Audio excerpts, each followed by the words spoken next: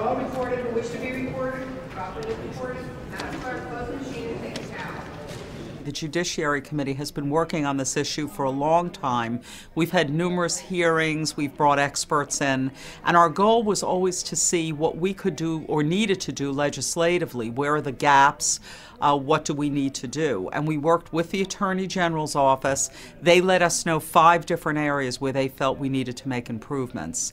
And that's what these bills represent. People need to take their frustrations out on someone, especially in light of the problems that we're facing with our economic situation.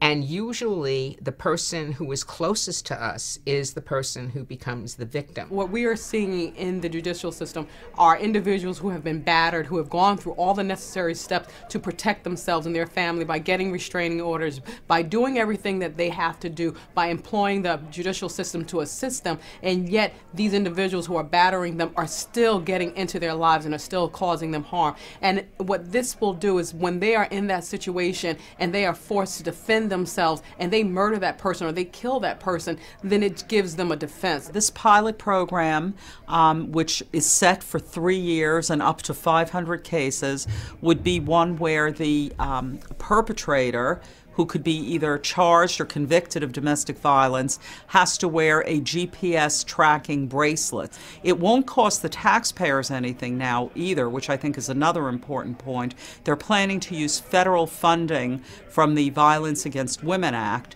for the pilot program. If a victim of domestic violence wants to break that lease because of physical threat and wants to move out, landlords will have to agree to allow them to break that lease. These victims can break the lease at any time without paying penalties. I mean, obviously anyone can try to break a lease today, but this gives them the opportunity to break a lease without paying those extra costs. We felt that it was necessary to add this additional crime, criminal coercion, using language to make a person do a certain thing. If you don't do this, then I will do that. It's that type of language.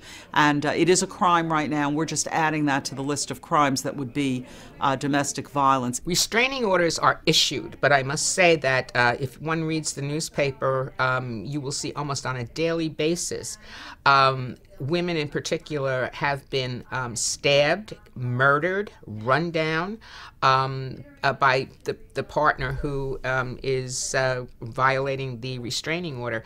So these restraining orders, although they're issued, are not always enforced. Usually, if we impose harsh enough punishments, perhaps it will deter, more people from engaging in this domestic violence. Domestic violence crosses geographic lines. It doesn't matter if you live in an affluent community.